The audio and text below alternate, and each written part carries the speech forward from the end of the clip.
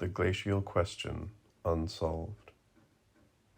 In the matter of ice, the invasions were partial, so that the frost was a beautiful head, the sky cloudy and the day packed into the crystal as the thrust slowed, and we come to a stand along the coast of Norfolk.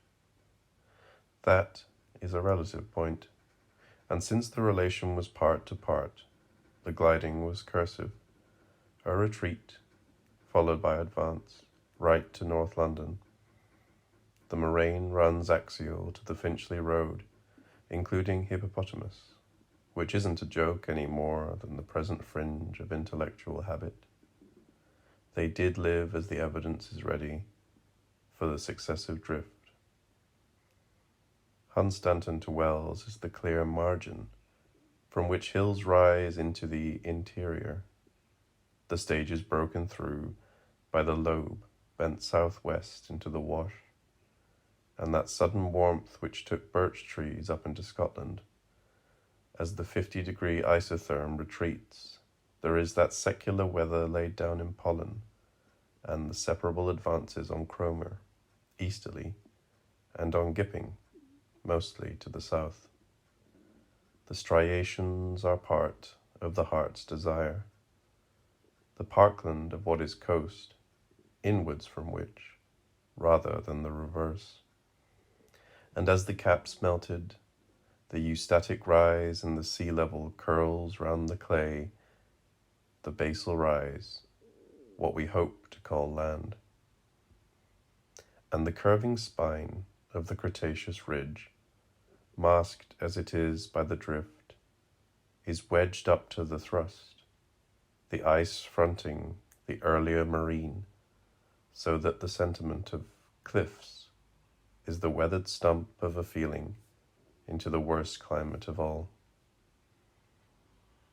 Or if that's too violent, then it's the closest balance that holds the tilt. Land, sea, to ice cap from parkland, not more than 2 to 3 degrees Fahrenheit. The oscillation must have been so delicate. Almost each contour on the rock spine is a weather limit, the ice smoothing the humps off, filling the hollows with sandy clay as the litter of surface. As the roads run dripping across this, the rhythm is the declension of history, the facts in succession. They are succession, and the limits are not time but ridges and thermal delays, plus or minus whatever carbon dates we have. We are rocked in this hollow, in the ladle by which the sky, less cloudy now, rests on our foreheads.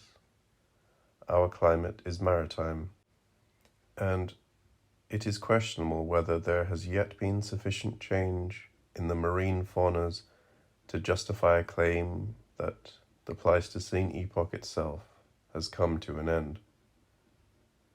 We live in that question. It is a condition of fact. As we move, it adjusts the horizon. Belts of forest, the Chilterns, up into the wolds of Yorkshire. The falling movement, the light cloud blowing in from the ice of Norfolk thrust. As the dew recedes from the grass towards noon, the line of recession slips back. We know where the north is. The ice is an evening whiteness. We know this. We are what it leaves.